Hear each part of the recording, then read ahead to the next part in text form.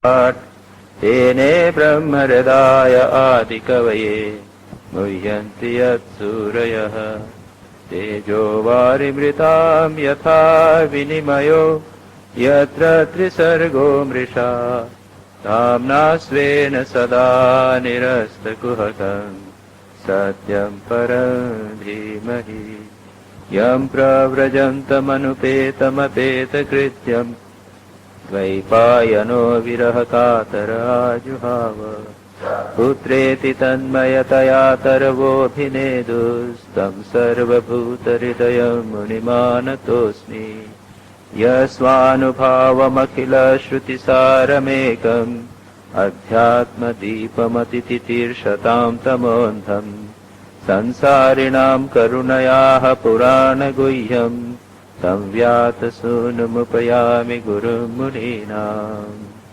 नारायणं नमस्कृत्य नरं चैव नरोत्तमम् देवीं सरस्वतीं व्यासं ततो जयमुदीरयेत्। उद्धव ने भगवान से, श्री कृष्ण से प्रश्न पूछा था कि आप मुझे धर्म का तत्व बताइए जिसके द्वारा भक्ति प्राप्त हो सके, उसको आप बताइए। जो आपने पहले हंस के रूप में पहले बताया था उसका सारा वर्णन आप मेरे समक्ष कीजिए। इसका उद्देश्य यह है कि हम संसार में कई प्रकार से रह सकते हैं, लेकिन अगर विधि निषेध के अनुसार रहा जाए, हमारे वर्ण और आश्रम के अनुरूप अगर आचरण किया जाए, तो उससे पुण्य की लाभ प्राप्ति होती है और पुण्य से स्वर्गादि की प्राप्ति हो सकती है। लेकिन उद्देश्य यह नहीं है। उद्धव ने जो प्रश्न किया था वो कहा था, तत्वं नः सर्वधर्मज्ञ धर्मस्त्वद्भक्ति लक्षणः यथा यस्य विधीयेत तथा वर्णय मे प्रभु।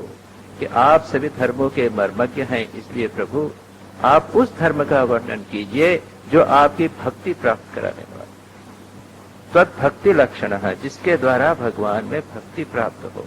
अगर सकाम कर्म करेंगे तो उससे भगवान में भक्ति प्राप्त नहीं होती, निष्काम कर्म से ही भक्ति प्राप्त होती है। इसलिए आप उसका बताइए। और उसके बाद में भगवान ने वर्णाश्रम धर्म बताया, ब्राह्मण क्षत्रिय वैश्य शूद्र उनके जो धर्म है वो बताए। और उसके बाद में गृहस्थाश्रम का धर्म, ब्रह्मचर्य आश्रम, गृहस्थाश्रम और वानप्रस्थ, इसका हमने विस्तार से वर्णन देखा था। भगवान ने क्या कहा है, सर्वत्र संयम को महत्व दिया है। कहीं पर हम आगे देखेंगे कि जो ब्रह्मचारी है उसके जीवन में आचार्य की सेवा मुख्य धर्म है, जो गृहस्थ है उसके लिए ब्रह्मचर्य, तपस्या, शौच, संतोष और प्राणियों के प्रति प्रेम भाव ये मुख्य हैं। और उसके बाद वर्णाश्रम में भगवान की सेवा और तपस्या मुख्य है। और उसके बाद में वे संन्यास धर्म का वर्णन करें। पिछली बार हमने संन्यास धर्म का वर्णन प्रारंभ कर दिया था। मुख्य बात यहाँ पर यह है कि जो भी धर्म का आचरण किया जाए उसमें अंततः का उससे मुख्य उद्देश्य है धर्म के द्वारा ईश्वर प्राप्ति और मोक्ष प्राप्त हो। अगर वह नहीं होता तो निस्वार्थ रूप से अगर धर्म न किया जाए तो उससे पुण्य हो सकता है, नाम यश प्राप्त सकता है, धन संपत्ति इत्यादि प्राप्त हो सकती है। इसलिए भगवान यहाँ पर बाद में अब संन्यास धर्म का वर्णन करते हुए करते हैं। संन्यास मैंने कहा था आपसे कई प्रकार के, एक तो है क्रम संन्यास। कर्म संन्यास माना जाता है कि मनुष्य की उम्र जो है वह 100 वर्ष की अगर मान ली जाए तो 25 वर्ष तक ब्रह्मचारी रहे, 25 वर्ष तक गृहस्थ रहे, उसके बाद 25 वर्ष के बाद वानप्रस्थी हो जावे और उसके बाद में 75 वर्ष की उम्र जब होवे तो संन्यास। लेकिन ये चलता नहीं। दूसरा उसमें कहा है यदह रेव विरजेत तदह रेव प्रवृजेत। कहा है जब भी वैराग्य हो जाए उस तरह संन्यास ले लो। तो संन्यास आप कभी भी ले सकते हो किसी भी आश्रम से, ब्रह्मचर्य आश्रम से, गृहस्थाश्रम से, वानप्रस्थाश्रम से। वो क्रम संन्यास नहीं। दूसरा है कुटीचक संन्यास। कोई एक कुटी बनाकर उसमें रह लिए और वहीं पर जो कुछ खाना पीना वो है या तो भिक्षा करके लेवे या और कोई व्यवस्था कर देवे। दूसरा है बहुदक संन्यास। मैंने कहा था एक व्यक्ति सर्वत्र घूमता है, एक स्थान पर नहीं रहता, परिव्राजक। और दूसरा होता है हंस संन्यास, जो विवेक प्रधान होता है, और होता है दूसरा परमहंस संन्यास, जो ज्ञान प्रधान होता है। विहंस संन्यास यानी विवेकी व्यक्ति, जो यह विचार करता है कि ये जगत अनित्य है और ब्रह्म ही सत्य है इत्यादि विचार करता है। देह जो है वह मैं नहीं, प्राण मैं नहीं, मन मैं नहीं, ये सब मैं नहीं हूं, मैं इन सब से भिन्न हूं। जो दृश्य वस्तुएं हैं वह सब मैं नहीं हूं। और दूसरा है जिसे हम कहते हैं ज्ञान। ज्ञान क्या होता है? जहां पर अद्वैत हो, अद्वितीय, अहम ब्रह्मास्मि, इसको हम बोलते हैं ज्ञान। तो जो ज्ञानी है, जो संन्यास लेता है, वह हुआ ज्ञान संन्यास या परमहंस संन्यास। और हंस संन्यास जो विवेकी साधक का संन्यास है। फिर मैंने कहा था एक होता है विविदिषु संन्यास और दूसरा है विद्वत संन्यास। विविदिषु संन्यास जो ज्ञान प्राप्ति के लिए संन्यास, जैसे हम लोगों का संन्यास है। हमने संन्यास के नियमों को पालन स्वीकार किया, किस लिए? कि हम उसके बाद ज्ञान प्राप्त करें। स्वयं श्री रामकृष्ण ने संन्यास लिया किसके लिए? ब्रह्म ज्ञान के लिए। और उन्होंने साधना की 3 दिन के लिए और उसके बाद में वे ब्रह्म ज्ञान। और दूसरा होता है विद्वत संन्यास, जैसा उपनिषदों आता है याज्ञवल्क्य का था। याज्ञवल्क्य ज्ञानी थे, गृहस्थ थे लेकिन ज्ञानी थे, लेकिन उसके बाद में उन्होंने संन्यास लिया। तो ये विभिन्न प्रकार के संन्यास हैं। यहाँ पर पहले संन्यास का वर्णन, उसके बाद हंस संन्यास, परमहंस संन्यास और उसके बाद उच्च कोटि का सारा वर्णन यहाँ पर किया गया। तो यहाँ पर भगवान अब आगे कहते हैं, हमने पिछली बार कुछ देखा था, उसके बाद में गैप हो गई थी, इसलिए हम पुनः कुछ पोर्शंस को पढ़ लेते हैं। यदा कर्म विपाकेषु लोकेषु निरयात्मसु विरागो जायते सम्यक न्यस्ताग्नि प्रवृत्ते ततः। जब कर्म के विपाक यानी कर्म जो हमने किए उसके फल के द्वारा, विपाक यानी फ्रूशन, पकना, जिसे पक जावे, पूरे पकी हुई चीज विपाक। तो जिस प्रकार जब कर्म के विपाक से यानी कर्म के फल के द्वारा जो हमें स्वर्ग की प्राप्ति होती है या विभिन्न लोकों की प्राप्ति हुई, आपने नाम कमाया, खूब अच्छा कर्म किया, आपको अच्छी पोजीशन मिली, आपको अच्छा मकान मिला, अच्छी पोस्ट मिली, आप फॉरेन में चले गए, इत्यादि इत्यादि। इसको भी ले लीजिए, किसी आदमी ने बहुत अच्छा काम किया, उससे आपको बहुत सुख मिला। या फिर पुराने जमाने में कंसेप्ट था, स्वर्ग लोक में गए, पितृलोक में गए, गंधर्व लोक में गए, इंद्र लोक में गए।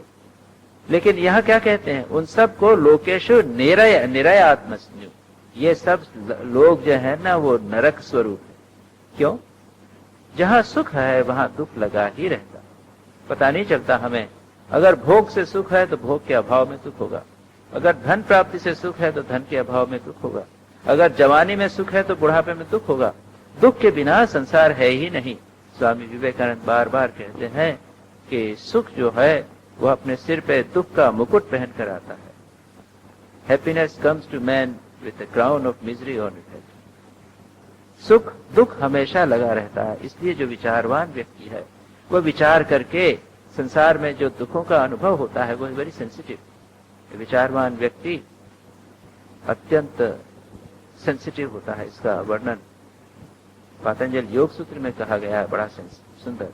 इसमें कहा गया है कि जो विचारवान व्यक्ति है, विवेकी व्यक्ति है, उसका मन मानो कॉर्निया जैसा, हमारा कॉर्निया है ना आंख के पुतली, उसके ऊपर जरा सा अगर एक जरा सा डस्ट पार्टिकल गिर जावे, उसके ऊपर जरा सा एक टुकड़ा गिर जावे तो हम उसको सहन नहीं कर पाते, बहुत सेंसिटिव। उसी प्रकार योगी का, विवेकी व्यक्ति का मन जो है वो अत्यंत सेंसिटिव, बहुत अधिक संवेदनशील रहता है और इसलिए उसको कोई भी जरा सी बात बहुत कष्ट देती, छू जाती। भगवान बुद्ध का दृष्टांत, उन्होंने बूढ़े व्यक्ति को देखा, जवान को, एक बूढ़े को देखा, एक दुखी को देखा, बीमार को देखा और एक मृत शरीर को देखा। हम सब उसको सुबह शाम देखते हैं, उनके बीच रहते हैं। हम स्वयं बूढ़े हो गए हैं, सब बीमारी को झेल रहे हैं, मृत्यु हमारे सामने खड़ी है, लेकिन हम चेतते नहीं। बुद्ध के जीवन में ये सब कुछ नहीं आया है, लेकिन वे अत्यंत सेंसिटिव थे।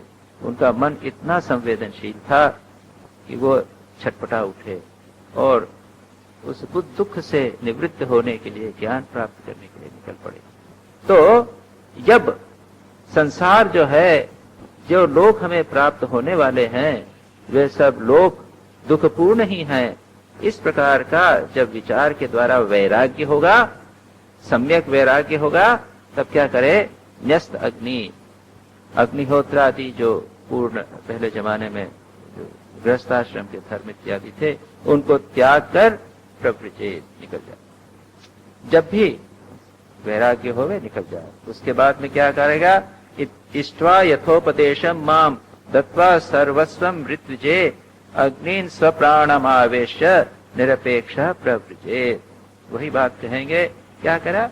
जो भगवान को पूजा इत्यादि यज्ञ इत्यादि करने का कर्तव्य था, उसको कर लिया, पूरा कर लिया। जैसा उपदेश दिया है, जैसा गृहस्थ को करना है, वैसा करके सर्वस्वम ऋत्विजे, अपने पास जो धन संपत्ति है उसको ऋत्विज को, जो यज्ञ जब करवाता है उसको दे देगा, अपने पुत्र आदि को नहीं देगा, सब कुछ त्याग कर देगा। जो भी अपनी धन संपत्ति है उसको त्याग कर देगा। इसका बड़ा सुंदर दृष्टांत है सेंट फ्रांसिस ऑफ एसिसी के जीवन में। मैंने संभवतः आपको बताया था। उनके जब वे साधु बन गए और जंगल में अपने कुटिया बना के रहने लगे, तो उनके द्वारा उनके जीवन से प्रभावित वहां पर एसिसी नगर के और भी लोग प्रभावित हुए। एक बहुत धनी व्यक्ति थे बर्नार्ड करके। उन्होंने एक दिन ऐसा उसको सेंट फ्रांसिस को अपने घर पे बुलाया और कहा मैं क्या करूं? तो सोचेंगे अभी। उसको रात को वहीं रखा, दोनों एक कमरे में सोए, एक पलंग पे सेंट फ्रांसिस, दूसरे पलंग पे बर्नार्ड, और दोनों खर्राटे लेने लगे। दोनों ने बताया मानो से खर्राटे ले रहे, दोनों भान कर रहे हैं सोने का। सेंट फ्रांसिस को जब लगा कि बर्नार्ड शायद सो गया है, पूरी नींद आ गई है, तो वह खटिया से उतरे और खटिया के पास निकट में ही घुटने टेक कर भगवान से प्रार्थना करी, my God my Lord, my God my Lord. सारी रात माय गॉड, सारी रात प्रार्थना करे तन्मय होकर। वो देखते रहे कि वो तो नहीं देखता। बर्नार्ड भी करवट लेके उस तरफ सोए, फिर थोड़ा सा करवट लेके खटाटे लेते हुए देखते रहे। सेंट फ्रांसिस बताना नहीं चाहते थे कि वो रात भर प्रार्थना कर, सारी रात प्रार्थना की। दूसरे दिन दोनों उठे, मानो दोनों सो के उठे हैं, और बर्नार्ड ने कहा कि मैंने निश्चय किया है कि मैं भी सब त्याग कर दूंगा। मैंने कहा let us see what Jesus कहते हैं क्या करना है। बाइबल पढ़ा, खोला। जैसे हमारे यहाँ भी कुछ लोग अगर निर्णय करना चाहते हैं क्या करना चाहिए, तो रामचरितमानस खोलते हैं और रामचरितमानस की पहली दूसरी जो जिस लाइन पर आंख पड़ती है उसके अनुसार करते हैं। उन्होंने जैसे ही खोला, उसमें लिखा हुआ था, वही पहली लाइन जिस लाइन पर आंख पड़ी, वहां लिखा हुआ था कि जो कुछ तुम्हारे पास धन है वो लोगों को बांट कर मेरे पीछे आओ। बस निर्णय हो गया। बर्नार्ड ने सारी अपनी संपत्ति बेच डाली, जितना पैसा था उसको लेकर चौराहे पर खड़ा हो गया सेंट फ्रांसिस के साथ में और डिक्लेयर कर दिया कि तुम ले लो सब चीजें बांट। जब तक पैसा था तब तक लोग वाह वाह करते रहे, वाह वाह बड़े अच्छे त्यागी हैं, बड़े त्यागी। जिस क्षण उसका एक भी पैसा नहीं रहा, कोई पूछने वाला नहीं रहा। पहले लेने के लिए बहुत आ गए थे, लेकिन उसके बाद जब भी पैसा नहीं रहा, सेंट फ्रांसिस। इस प्रकार से जब वैराग्य हो जावे, तब लोगों को त्याग करके अग्नि स्वप्राणे आवेश्य, और अग्नि को बाहर अग्नि थी, वह अग्नि भीतर हो गई। तो आवेश्य निरपेक्ष, बिना किसी अपेक्षा के, बिना किसी के आश्रय के, किसी भी व्यक्ति से किसी प्रकार की अपेक्षा न रख के क्या करे? प्रवृत्ते, वो चलिए। कैसी अद्भुत स्थिति, कैसी अद्भुत स्थिति। किसी की चिंता नहीं, तो फक्कर। चलिए अब क्या करें। विप्रस्य वै संन्यस्तो देवादारादिरूपिणः विघ्नान् कुर्वन्त्ययम् यस्मान् आक्रम्य समियात् परम। और तब क्या होता, जब वो छोड़ना चाहता है तो विघ्न उत्पन्न हो। पुत्र स्त्री आदि रूप जो हैं वे कौन विघ्न पैदा करते हैं? कहते हैं कि ये देवता लोग विघ्न पैदा करते हैं। और सभी के जीवन में संसारी जो भी संन्यास लेना चाहता है तो परिवार के लोग बहुत विघ्न पैदा करते हैं। सेंट फ्रांसिस और के जीवन में, सबके जीवन में आप देखेंगे, प्रत्येक व्यक्ति के जीवन में जो सन्यासी हुआ है ये बाधाएं उत्पन्न होती हैं। और कहते हैं कि देवता पैदा करते हैं। क्यों? विघ्नान् कुर्वन्ति अयम् अस्मान् आक्रम्य समियात् परम। अरे अरे, ये व्यक्ति तो हमारे सिर पे पैर रखकर परम तत्व को प्राप्त कर जाएगा, हमसे उपेक्षा करेगा, हमसे ही बड़ा हो जाएगा। हम तो यहाँ फंसे हुए हैं भोग में, इस स्वर्गलोक में फंसे हुए हैं, इन भोग को भी त्याग करके ये ऊपर चला जाएगा। रुको रुको। तो कई प्रकार के विघ्न होते हैं। पत्नी आकर कहती है मेरा क्या होगा, पुत्र आकर पुत्र को सामने करती है इसका क्या होगा। भगवान बुद्ध जब दूसरी बार आए थे सन्यासी बनने के बाद, वापस जब लौट कर आए अपने नगर में, तब उनकी पत्नी ने उनके पुत्र राहुल को आगे कर दिया कि जाओ अपने पिता से तुम्हारी धरोहर प्राप्त करो, मांगो। और बुद्ध ने क्या किया? बुद्ध ने आनंद को कहा कि इसके हाथ में कमंडलू दे दे, ये मेरी धरोहर है, मैं सन्यासी हूं, इसको भी सन्यासी बना। तब बुद्ध के जो पिता थे वो घबरा गए, नहीं ऐसा नहीं। कहा कि अब आगे से ये नियम कर दो कि अगर कोई सन्यासी बनने आवे तो उसे अपने माता पिता की परमिशन देनी चाहिए, बिना उसके तो जो हो, इस प्रकार के नाना विघ्न उत्पन्न होते हैं और उन सबको सामना करना पड़ता है। कोई अगर सोचे कि मेरा पुत्र बड़ा हो जाएगा उसके बाद सन्यासी बनूंगा, पत्नी की व्यवस्था करने के बाद सन्यासी बनूंगा, माता पिता की व्यवस्था करने के बाद सन्यासी बनूंगा, तो कभी नहीं हो सकता,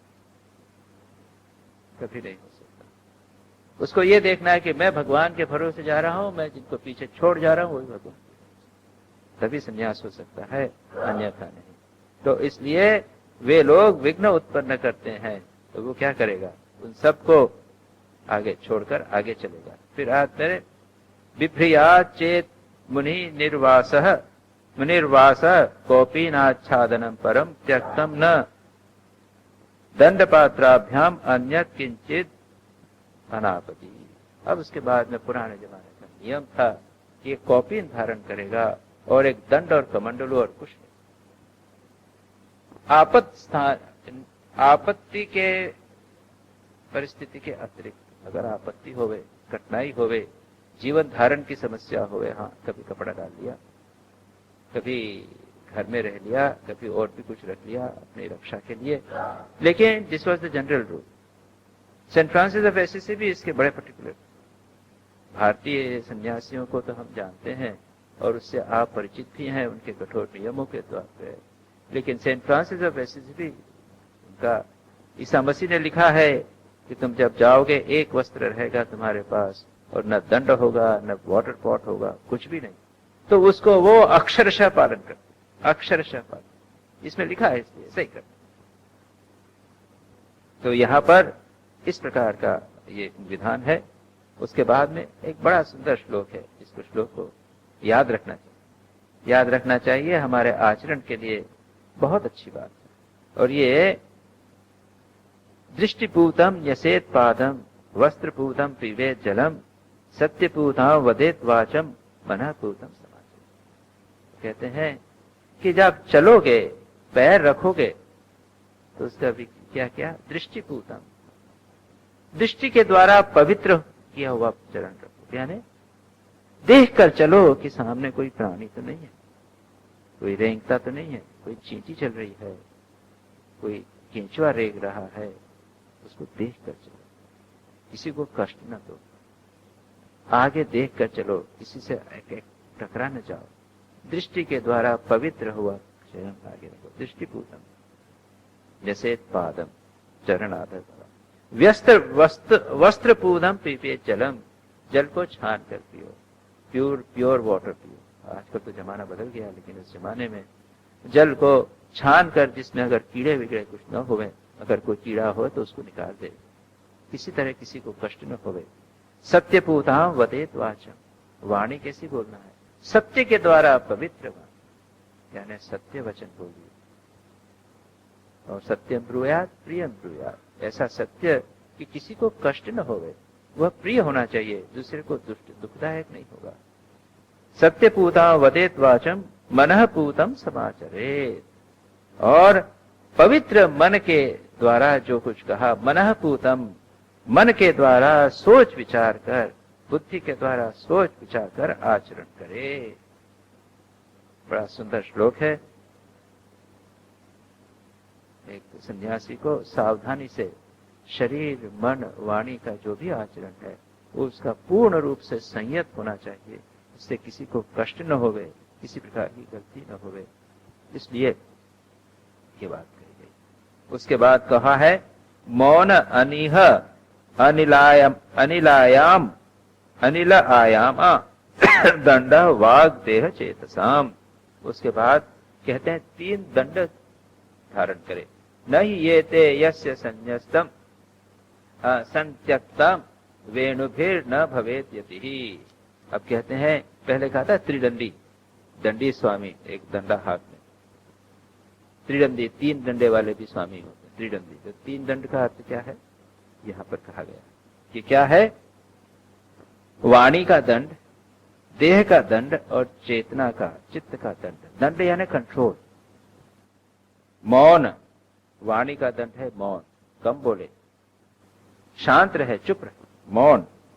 अनिहा, अनिहा यानी शरीर से किसी प्रकार की चेष्टा न करे, व्यर्थ चंचल न होवे। दिन भर हम अपने हाथ पैर को घुमाते रहते, चलते रहते।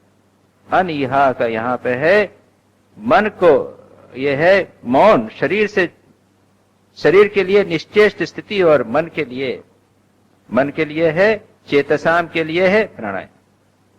प्राणायाम के द्वारा मन को कंट्रोल करे, शरीर को स्थिर रखे और मौन रहे, शरीर मन और वाणी को पूर्ण रूप से संयत रखे।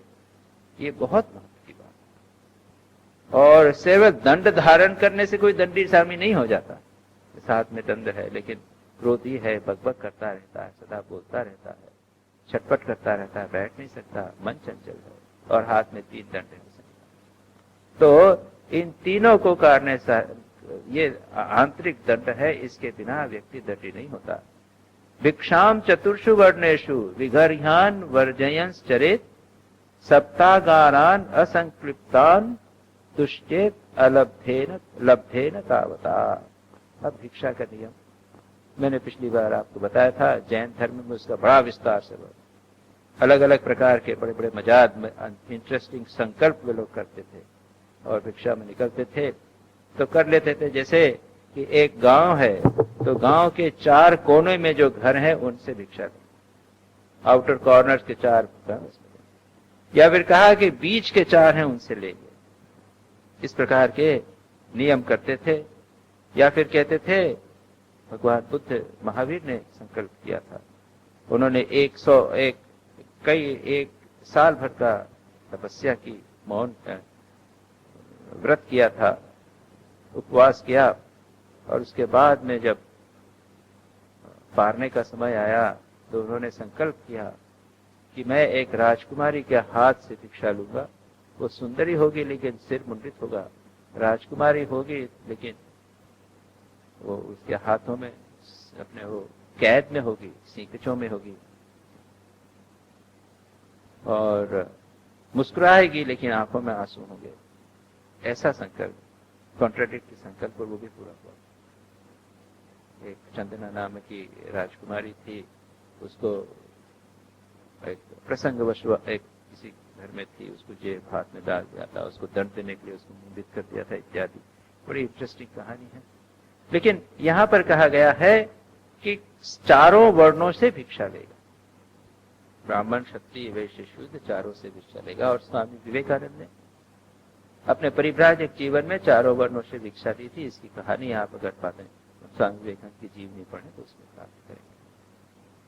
और कहा है 7 घरों से अधिक भिक्षा न ले, 7 घरों से अधिक घरों में भिक्षा नहीं लेंगे। कुछ लोग और भी करते हैं। मेरा तो अनुभव यह है कि 3-4 घर में जाने से ही पर्याप्त मिल जाता था। थोड़ा थोड़ा भी लो तो भी पर्याप्त मिल जाता था और अधिक लेके जाने की आवश्यकता नहीं। अलग अलग प्रकार के संकल्प या नियम है भिक्षा के। बहिर्जलाशयम गत्वा तत्र उपस्पृश्य वाग्यतः विभज्य पावितम शेषम गुंजीत अशेषम आहितम। उसके बाद में क्या करेगा, वो गांव के बाहर किसी जलाशय, नदी के पास में चला जाएगा और उसके बाद में उसको साफ करेगा। जो भिक्षा मिली है तो क्या करते हैं कि उसको धो डाल। हम भी ऐसा कर जलाशय में तो नहीं, आश्रम में जाते थे और वो उसमें मिर्च, मसाला, तेल, बहुत सारी चीजें होती हैं, तो उसको अपनी झोली जो है उसको पानी में डाल के उसका ऊपर का पोष को फेंक कर उसको पवित्र कर लिया। उसके बाद में अगर कोई सामने से आ गया, भिखारी आ गया, उसको दिया। और ब्रह्मा, विष्णु, महेश इत्यादि को लेकर थोड़ा थोड़ा उनके सब कुछ नियम है, उसके अनुसार उनको ऑफर कर दिया। और उसके बाद जो बचा वो आहार करेगा। उसके बाद में ये तो आहार, बाहर वस्त्र, दंड, कहाँ रहना इत्यादि की बात हुई। एक रहने की बात में और भी है, एकश्चरेत महीपते महीमेतां निस्संगः संयतेन्द्रियः आत्मक्रीड़ा आत्मरतः आत्मवान समदर्शन। एकश्चरेत, अकेला रहेगा, अकेला रहे। आप लोग कल्पना कर सकते हैं अकेला रहने की। वी फील लोनली, अकेला रहने पे लोनली फील करते हैं। देखिए स्वामी असीमात्मानंद जी आए थे यहाँ पर, आप लोगों ने उनका प्रवचन सुना होगा। रंगनाथानंद जी के कई वर्षों तक सेवक रहे। उन्होंने एक वर्णन किया, रंगनाथानंद जी एक बार सुबह सुबह रोज अकेले घुमा करते थे। तो पहले पहले ये गए थे उनके सेवक के रूप में, उनके पास जाने लगे तो उन्होंने उनकी तरफ ऐसे देखा मानो शेर देखा, जाओ मैं अकेला रहना चाहता हूं। हम लोग नहीं जानते कि अकेला रहने में कितना सुख है। हम लोग अकेले में लोनली फील करते हैं, लेकिन अलोननेस होना चाहिए, हम और भगवान और कोई नहीं। एकश्चर्य, अकेला रहेगा, किसी पर निर्भर नहीं रहेगा, कोई संग नहीं। एकश्चरेत महीमेताम, इस पृथ्वी पर अकेला रहेगा। निस्संगः, कोई संग नहीं, केवल भगवान का, अपनी आत्मा का संग। संयत इंद्रियः, समस्त इंद्रियों को संयत करके। और आत्मक्रीड़ा, अकेला रहेगा तो खेलने की इच्छा हो तो क्या करेगा, किसके साथ खेलेगा, कोई फ्रेंड तो नहीं है, नहीं, अपने आप आत्मक्रीड़ा। बच्चा अपने से खेलता, उसको और किसी की जरूरत नहीं। आत्मरति, अगर किसी में आपको टाइम लगाना, स्पेंड करना हो, अपनी आत्मा में आत्मरति है। आत्मवान, और आत्मा से प्रेम में रहे, और आत्मा में मत समदर्शन, समस्त परिस्थितियों में समदर्शन रहे, और परमात्मा का आत्मवान यानी अपनी आत्मा का, परमात्मा का सदा अनुभव करता है। What a blessed thing। अकेले घूम रहा है। स्वामी विवेकानंद का आप जीवन पढ़िए, परिव्राजक जीवन, अकेले शेर की तरह सारे भारत में अकेले, किसी की चिंता नहीं। स्वामी तुरायानंद जी, स्वामी भूतेशानंद जी सुनाते थे, वो अपने वर्णन सुनाते हुए कहते हैं अकेले तपस्या करने गए, जब लौट कर आ रहे थे उत्तरकाशी से, पहाड़ों से उतर रहे, अकेले चले रहे, कोई नहीं, अकेले बिल्कुल एक पेड़ के नीचे बैठे। कहा क्या आनंद, अपना वर्णन किया। अद्भुत स्थिति, किसी चीज की आशा आकांक्षा नहीं, अकेले। उसके बाद में विविक्त क्षेम शरणो मद्भाव विमलाशयः आत्मानं चिन्तयेदेकम् अभेदेन मया मुनिः। उसके बाद में क्या है? विविक्त क्षेम शरण, एकांत और क्षेम, योग क्षेम की बात जो करते हैं, जो प्राप्त हुआ अकेले में निर्भय होकर। इसका अर्थ यह हुआ विविक्त क्षेम यानी निर्भय होकर,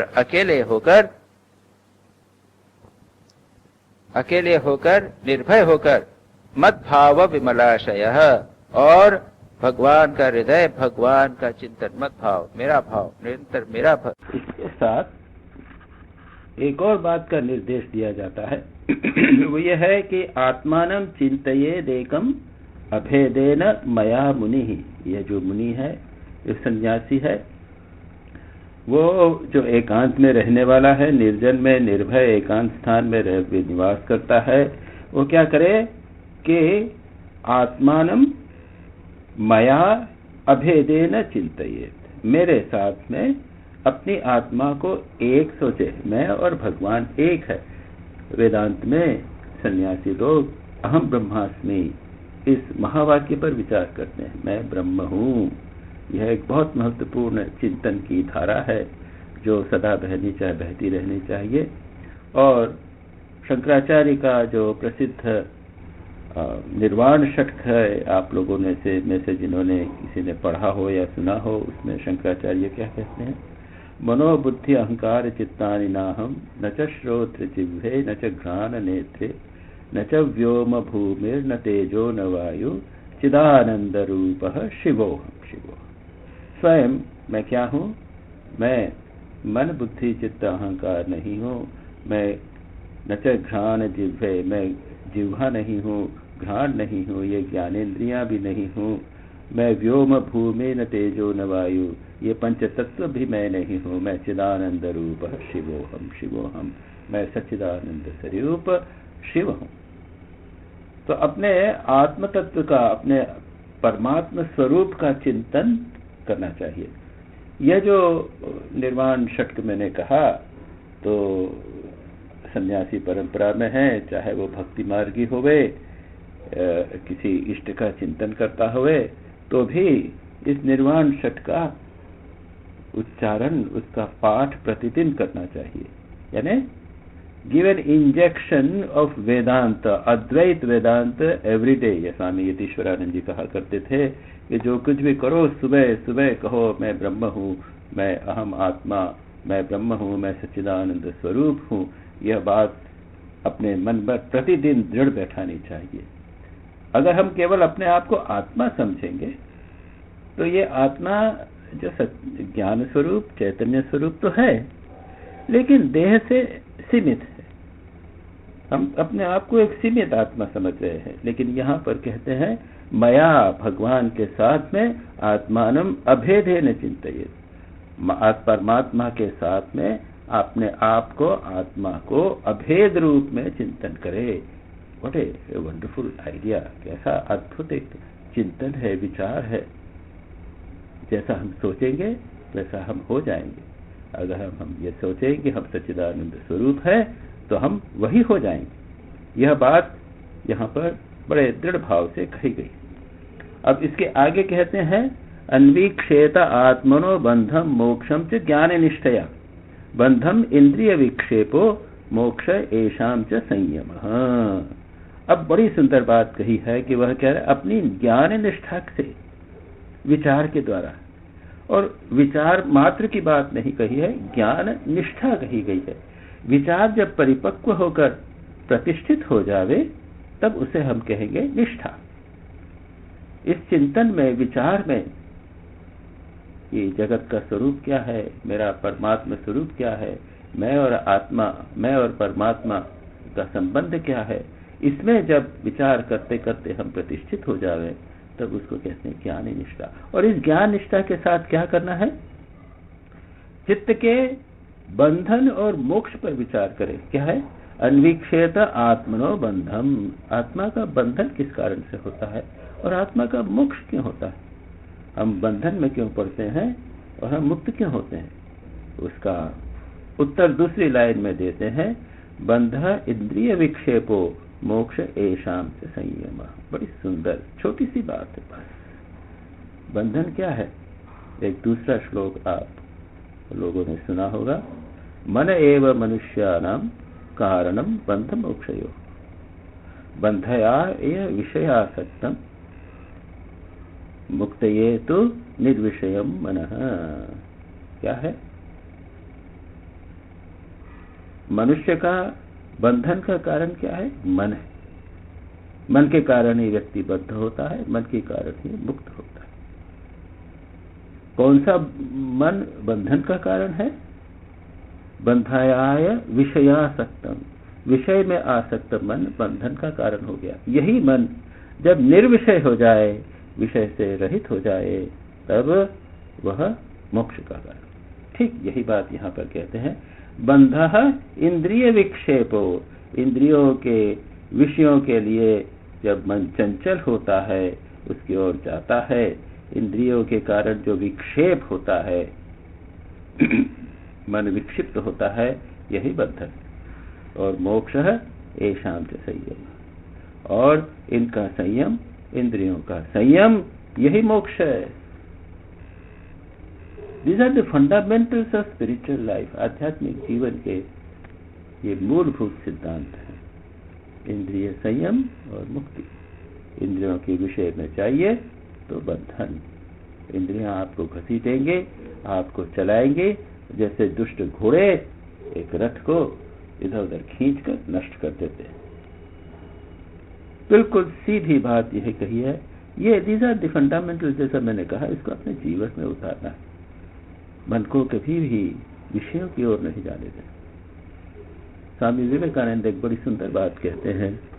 वे कहते हैं, the happiness of animals is in senses. जो पशु है उनका जो सुख है वह इंद्रियों में। मनुष्यों का सुख किस में है? आगे कहते हैं वे कि मनुष्यों का सुख है इंटेलेक्ट में, बुद्धि में, और जो देवता हैं उनका सुख है स्पिरिचुअल कंटेम्पलेशन में। The gods have their happiness in spiritual contemplation. आध्यात्मिक ध्यान में जब व्यक्ति आनंद प्राप्त करने लग जावे, तब आप समझ लीजिए कि वह देव हो गया। जब बौद्धिक चिंतन में उसे सुख मिलता है, तब वह मानव के स्तर पर। लेकिन जब हम इंद्रियों के स्तर पर रहने लग जाते हैं, भोग के स्तर पर रहने लग जाएंगे, इंद्रियों के विषय में फंसने लग जाते हैं, उनको ही अपने जीवन का मुख्य लक्ष्य बना लेते हैं, तब हम पशु के स्तर पर आ जाते हैं। इसीलिए यहाँ पर कहा है कि बंध विषय, इंद्रियों का विक्षेप, विषयों की तरफ मन का जाना, यही बंधन है, और मोक्ष इंद्रियों पर विजय प्राप्त करना ही मोक्ष है, संयम ही मोक्ष है। इसके बाद कहते हैं, तस्मात् नियम्य षड्वर्गम मत भावेन चरेद मुनि विरक्तः क्षुल्लकामेभ्यो लब्धा आत्मनि सुखम महत्। इसलिए क्या करे? ऊपर जो है वो फंडामेंटल बताया, सिद्धांत बताया, अब उसको व्यवहार में कैसे आचरण करना है। क्या करे? षड्वर्गम नियम्य, 6 वर्ग, 6 वस्तुओं को नियमित करे। कौन 6 वस्तुएं? 5 इंद्रियां, ज्ञानेन्द्रियां, जो विषय को, कर्मेंद्रिया नहीं, ज्ञानेन्द्रियां, 5 ज्ञानेन्द्रिया, और 6ठा मन। इन मन को क्या करे? इंद्रियों को तस्मात् नियम्य, नियंत्रित करते, कंट्रोल में कर ले, अपने वशीभूत करके क्या करेगा? मद भावेन मुनि चरेत, मद भाव से, मेरे भाव में मन को लगावे। ऊपर आगे कहा है, विरक्तः क्षुल्लकामेभ्य, विरक्त हो जावे, किसके? कामेभ्यो, कामनाओं की, भोगों की इच्छा जो है वो क्या है? क्षुब्ध है, निस्सार है, क्षुद्र है, हीन है। जैसा अभी मैंने कहा, अगर आप वासनाओं में, इंद्रियों के भोगों में लगे रहे तो आप बहुत नीचे के स्तर पर आ जाते हो, पशु के स्तर पर आ जाते हो। तो ये क्षुद्र हो जाते हैं हम। उसको त्याग करके क्या करेगा? शुद्धता को समझकर विरक्तः कामेभ्यो क्षुल्ल कामेभ्यो लब्ध्वा विरक्तः, वैराग्य को प्राप्त हो गए। वैराग्य की बात हम जानते हैं। राग और द्वेष दोनों को त्यागना, विरक्त वैराग्य करके क्या करेगा? लब्ध्वा आत्मनि सुखम महत मुनि चरेत। उसके बाद में मोड़ ले और अपने आप में परम आनंद का अनुभव करे। और इसके बाद मत भावे न चरेत मुनि ही, इस प्रकार वह मेरी भावना करते हुए पृथ्वी पर विचरण करे। हमारी समस्या यह है कि भगवत चिंतन में हमें रस नहीं आता। हमें विषयों में रस आता है, भगवत चिंतन में रस नहीं आता। भगवान हमें दूर लगते हैं, भगवान हमें पास नहीं लगते, हमें प्रिय नहीं लगते हैं कि वो शायद एक दंडदाता है, वो कठोर हैं, बड़े हैं, हमसे बहुत दूर हैं। हम उनको भगवान को अपना नहीं बनाना चाहते, बना नहीं पाते। और इसीलिए हमारे पुराणों में, महाभारत, रामायण, श्री कृष्ण लीला में ऐसे ऐसे वर्णन किया है कि जिस तरह से, जिसके कारण अगर उसको हम पढ़ें, सुने, देखें तो उससे भगवान के प्रति हमारा अनुराग होए, उनके चिंतन में हमें रस आवे, हम उनका चिंतन कर सकते हैं। तो ये इसलिए दो बातें यहाँ पर बताई गई हैं। षड्वर्ग, तीन बातें कही है। षड्वर्ग को नियम कीजिए, मन और इंद्रियों को नियंत्रित कीजिए, और विषयों की निस्सारता, उनकी हीनता, क्षुद्रता को देखकर विरक्त हो जाइए। इंद्रियों पर संयम, मन को विषयों से हटाना, वैराग्य, और उसके बाद में आप परमात्मा का चिंतन करते हुए, आत्मा में सुख लेते हुए विचरण करना चाहिए। बड़ी सुंदर बात। मैंने अभी जैसे कहा, don't go to the animal level.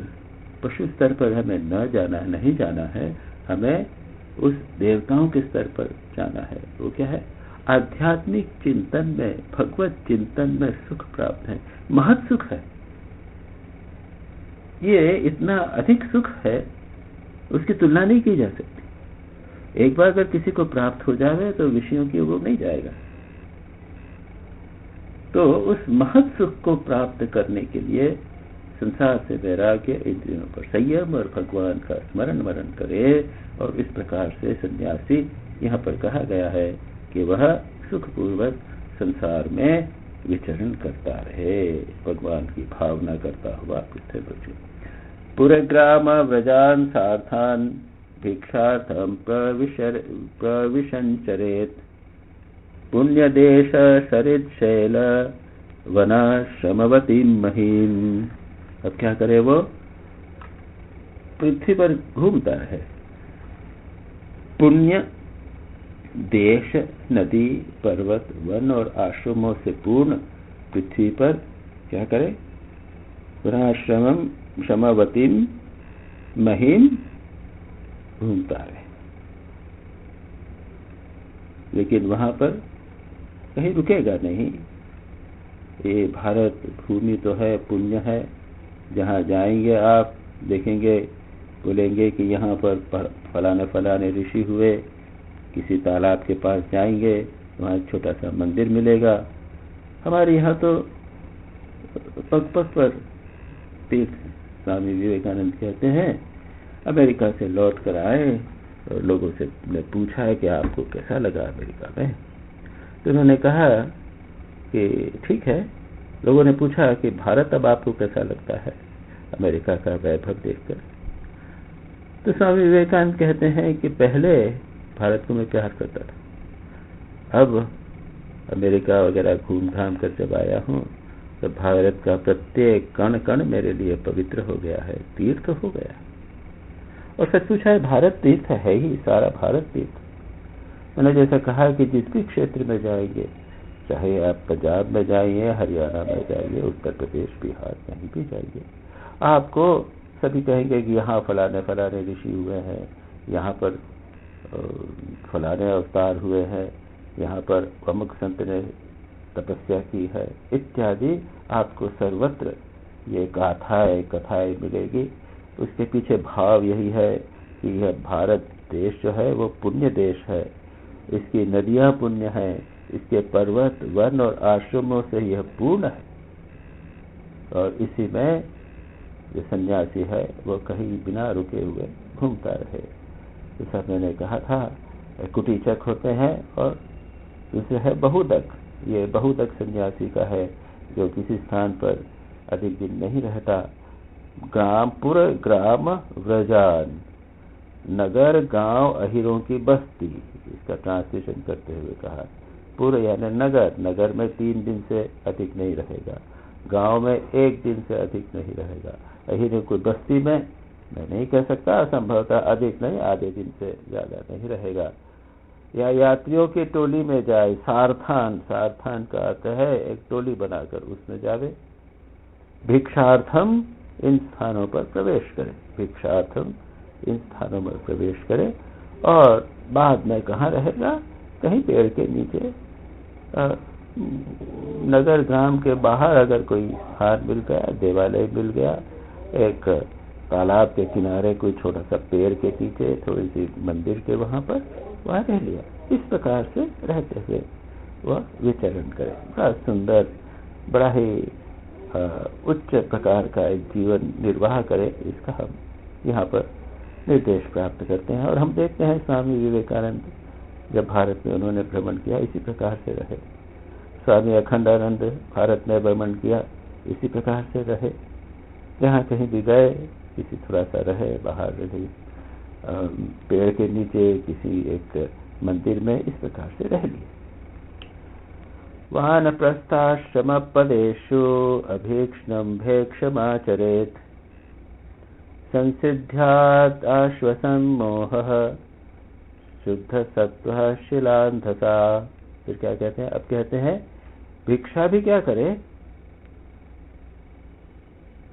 अधिकतर वानप्रस्थियों के आश्रम से ग्रहण करे। वैसे सन्यासी जो है वो गृहस्थ आश्रम से भी ग्रहण कर सकता है, वानप्रस्थी ब्रह्मचारी आश्रम में जो है उससे किसी से भी ग्रहण कर सकता है, लेकिन यहाँ पर कहा गया है कि अधिकतर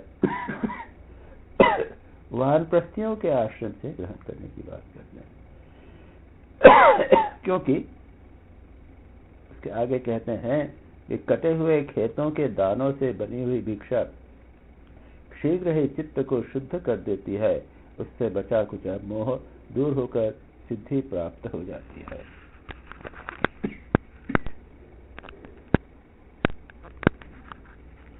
हमने देखा था वानप्रस्थियों के लिए नियम है कि वो लोग अन्न कहाँ से इकट्ठा करें, तो कटे हुए खेतों में दानों से में जो पड़े हुए हैं दान, उनको बीन कर उसके द्वारा अन्न प्राप्त करें, ग्रहण करें।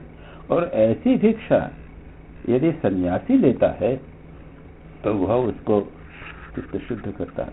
वैसे नियम पूर्वक अगर सन्यासी भिक्षा लेता है तो भिक्षा का जो अन्न है उसको पवित्र माना जाता है।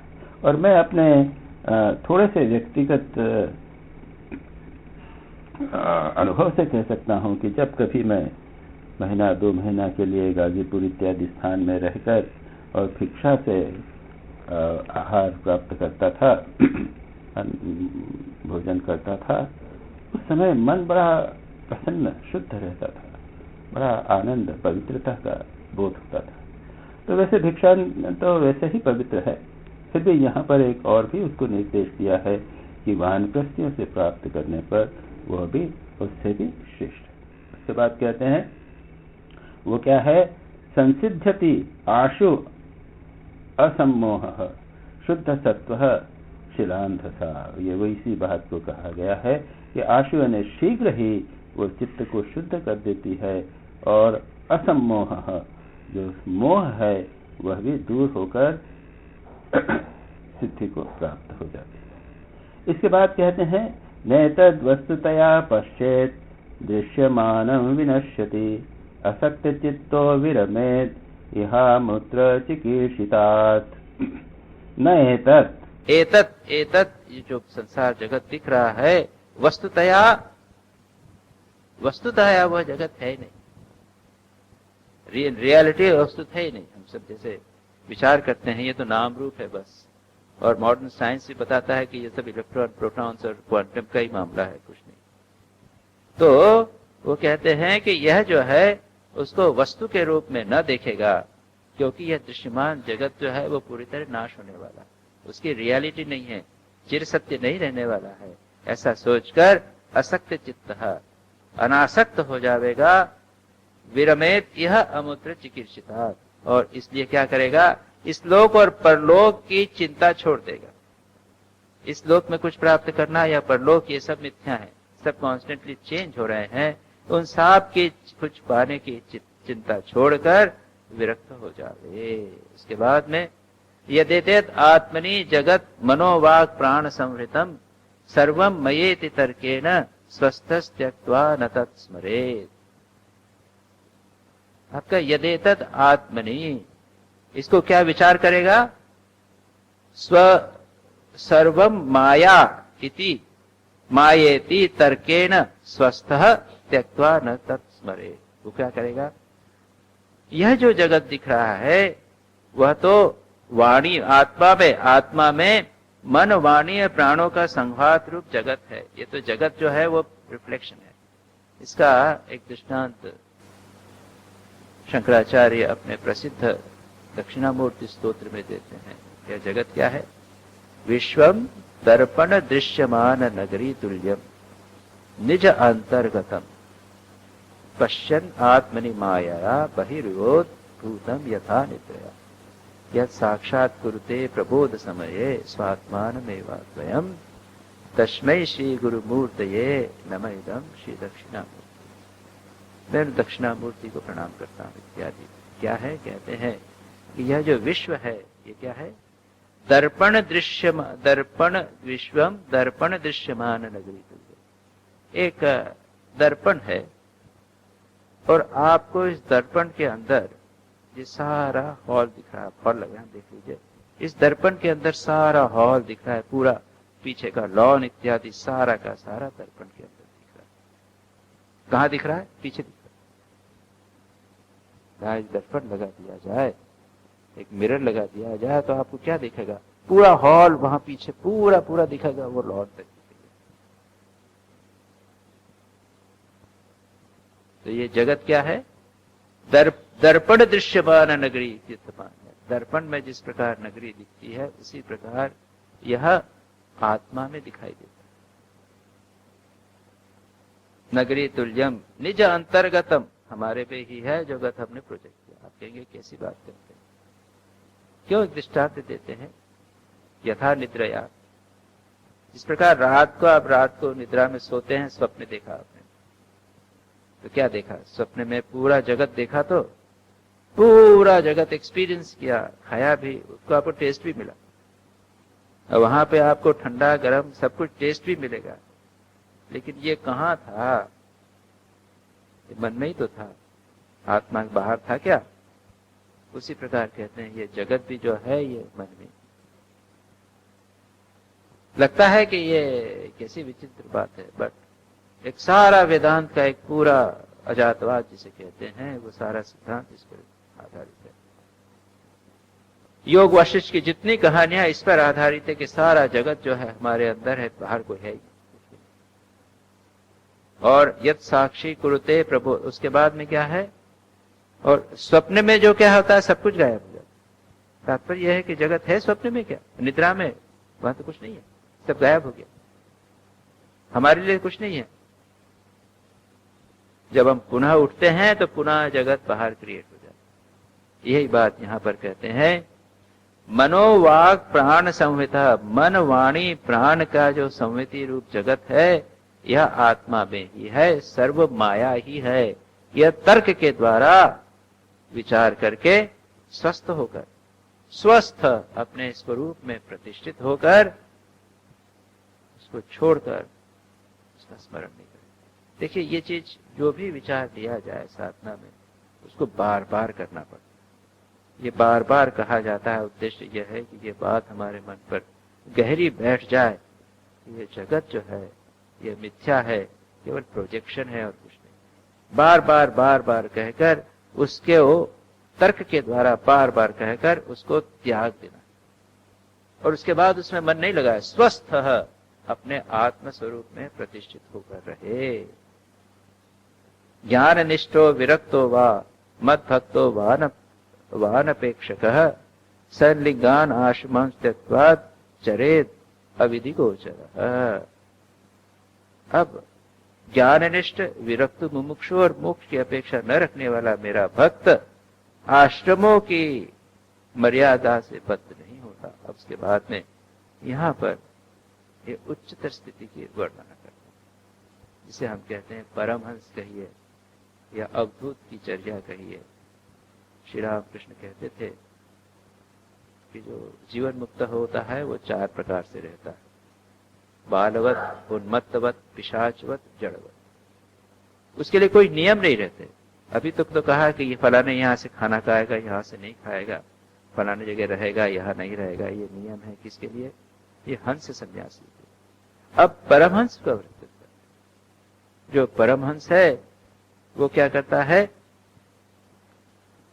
ज्ञान निष्ठ विरक्त, जो ज्ञान में प्रतिष्ठित हो गया है और जो पूर्ण वैराग्यवान है, मेरा भक्त है और अनपेक्ष है, किसी से कुछ भी अपेक्षा नहीं रखता, किसी से कोई भी, जैसा मैंने अभी कहा कि अपने मन में आनंद में है, उसके लिए सलिंगान आश्रमांस त्यक्त्वा चरेत अविधि गोचर, बिना किसी विधि निषेध के, वो विधि निषेध के ऊपर चला गया। ऑल रूल्स एंड रेगुलेशंस जो है, डूज एंड डोंट्स, ये करना ये नहीं करना, उसके ऊपर चला गया। बिना विधि निषेध के वह पृथ्वी पर विचरण करे। अब उसके बाद कैसा है? वह बुधा बालवत कीड़े, बुद्धिमान होता हुआ भी बच्चे की तरह कीड़ा करेगा, खेलेगा। उसके बाद कुशलः जड़वत चरे, बड़ा एक्सपर्ट है लेकिन पड़ा हुआ है, जड़वत, कुछ नहीं करेगा। वह फिर उसके बाद वदेत उन्मत्तवत विद्वान, विद्वान है, बड़ा ज्ञानी है, लेकिन उन्मत्त जैसा बात, उल्टी पुल्टी बातचीत करता है। और गोचर्याम नैगमश्चरेत, निगम यानी शास्त्र को अच्छी तरह जानता है, कैसा विधि निषेध, कैसा कार्य करना पड़ता है, सब जानता है, लेकिन गौचर्याम, जानवरों की तरह, गाय की तरह व्यवहार करे, पशु। यह है जिसे परमहंस सन्यासी कहते हैं, जो विधि निषेध के सन्यास के धर्मों से भी बड़े चला गया है। उसका वर्णन है, जिसकी चर्चा हम अगली बार करेंगे। नारायणं नमस्कृत्य नरं चैव नरोत्तमं देवीं सरस्वतीं व्यासं ततो जयमुदीरये।